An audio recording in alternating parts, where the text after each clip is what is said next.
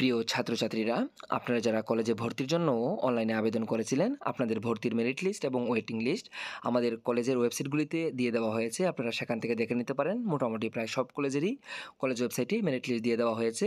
তো দেখিয়ে দেবো আপনারা কীভাবে মেরিট লিস্ট চেক করবেন, এবং আপনারা যাদের মেরিট লিস্টে নাম আসেনি কী করতে হবে আপনাদের, সেটাও আমি বলে দেবো এই ভিডিওতে।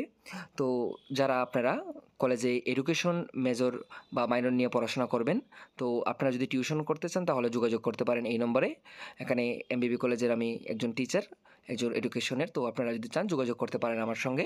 তো আমি দেখিয়ে দিচ্ছি আপনারা কীভাবে মেরিট লিস্ট দেখবেন। যেমন আমাদের এমবিবি কলেজের মেরিট লিস্ট দেখার জন্য আপনারা গুগলে গিয়ে সার্চ করবেন এমবিবি কলেজ। তো এখানে আপনারা অ্যাডমিশনে ক্লিক করবেন অফিসিয়াল ওয়েবসাইটে আসার পর।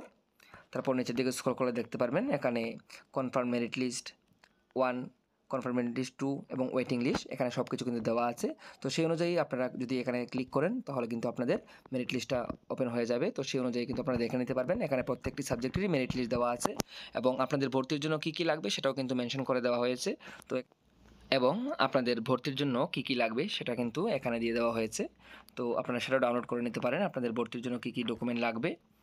তো এখানে দেখতে পাচ্ছেন যে ভর্তির সময় হচ্ছে আগামী 24 তারিখ থেকে 27 তারিখ পর্যন্ত। আপনারা কলেজে গিয়ে ফিজিক্যালি ভর্তি হতে হবে। ফিস স্ট্রাকচার বয়েজদের জন্য রাখা হয়েছে, যাদের প্র্যাকটিক্যাল সাবজেক্ট নেই তাদের জন্য 1262 টাকা, এবং যাদের প্র্যাকটিক্যাল আছে তাদের জন্য রাখা হয়েছে 922 টাকা, এবং মেয়েদের জন্য রাখা হয়েছে 300 টাকা। তো বলা হয়েছে যে প্রত্যেকটি স্কুলের, মানে আপনারা যে স্কুল থেকে এসেছেন সেই স্কুলের কিন্তু অরিজিনাল লিভিং সার্টিফিকেট আপনাদের অবশ্যই দিতে হবে, এবং সঙ্গে আপনাদের ডকুমেন্ট কী কী লাগবে, মাধ্যমিকের মার্কশিট, হায়ার সেকেন্ডারি মার্কশিট এবং এসসি এসটি বা পিডব্লিউডি সার্টিফিকেট আপনাদের প্রয়োজন হবে। তো এইভাবে আপনারা বিবিএম কলেজের বা অন্যান্য কলেজেরও মেরিট লিস্ট আপনারা চেক করে নিতে পারেন কলেজের ওয়েবসাইটে গিয়ে। তো এখানে একটা বিষয়, অনেকেই আপনারা আমাকে মেসেজ করেছেন যে স্যার, আমি যদি এখন একটি কলেজে ভর্তি হয়ে যাই তাহলে পরবর্তী সময়ে যদি আমার অন্য কলেজে নাম আসে তাহলে আমি ওই কলেজে ভর্তি হতে পারবো কিনা। তো দেখেন, আমি ব্যাপারটা একটু ক্লিয়ার করে বলছি। আপনি যেহেতু যেই কলেজে এখন ভর্তি হবেন সেই কলেজে কিন্তু আপনাকে আপনার স্কুল লিভিং সার্টিফিকেট দিয়ে দিতে হবে। তো স্কুল লিভিং সার্টিফিকেট যদি আপনি একবার দিয়ে দেন তাহলে কিন্তু অন্য কলেজে যখন ভর্তি হবেন সেই কলেজে আপনি কীভাবে স্কুল লিভিং সার্টিফিকেটটা দেবেন, সেক্ষেত্রে আপনাকে আবার পুনরায় নতুন যে কলেজে আপনি আগে ভর্তি হয়েছেন, মানে এখন আপনার ভর্তি হবেন সেই কলেজ থেকে আপনাকে স্কুল লিভিং সার্টিফিকেটটা আবার নিতে হবে। মানে স্কুল লিভিং সার্টিফিকেট তো জমা নিয়ে নেবেন, তারপর ওই কলেজ থেকে আপনাকে ট্রান্সফার নিতে হবে, নিয়ে আবার ওই কলেজে ভর্তি হতে হবে। তো সেটা একটা সমস্যা, আপনারা ভেবেচিন্তে ভর্তি হবেন যেই কলেজেই ভর্তি হবেন। কারণ এখন আপনি একটি কলেজে ভর্তি হয়ে যাবেন, ভর্তি হয়ে যাওয়ার পর পরবর্তী সময়ে আরেকটি কলেজে যদি আপনার নাম আসে তাহলে কিন্তু ওইখানে ভর্তি হতে গেলে আপনাকে আবার ওই কলেজে অরিজিনাল লিভিং সার্টিফিকেট দিতে হবে। তো স্কুল থেকে তো আপনাকে আর লিভিং সার্টিফিকেট দুইটা দেবে না, একবারই দেয়। তো সেজন্য সমস্যা, কারণ দেখা গেছে যে একটা স্টুডেন্ট বিভিন্ন কলেজে অ্যাপ্লাই করেছে, তো বিভিন্ন কলেজে নাম আসতেই পারে। তো সে কিন্তু একটি কলেজেই ভর্তি হতে পারবে। একটি কলেজে ভর্তি হওয়ার পর সে যদি আবার অন্য কলেজে ভর্তি হতে চায় সেক্ষেত্রে কিন্তু তাকে পুনরায় আবার লিভিং সার্টিফিকেট দিতে হবে। তা না হলে যারা ওয়েটিং লিস্টে থাকবে তারা তো ভর্তি হতে পারবে না। তাই প্রচুর স্টুডেন্ট কলেজে ফর্ম ফিল আপ করে। তাই অটোমেটিকলি আপনি যদি ফার্স্ট রাউন্ডে মেরিট লিস্টে আপনার নাম আসে, আপনি যদি সেখানে ভর্তি হন তাহলে কিন্তু আপনার সিটটা কনফার্ম হয়ে গেল। আর আপনি যদি ফার্স্ট রাউন্ডে মেরিট লিস্টে নাম আসার পর আপনি ভর্তি যদি না হন তাহলে কিন্তু আপনার নামটা বাদ যাবে, এবং সেকেন্ড রাউন্ডে যখন আপনার অন্যরা যারা ওয়েটিং লিস্টে থাকবে তাদের সেকেন্ড রাউন্ডে নাম আসবে।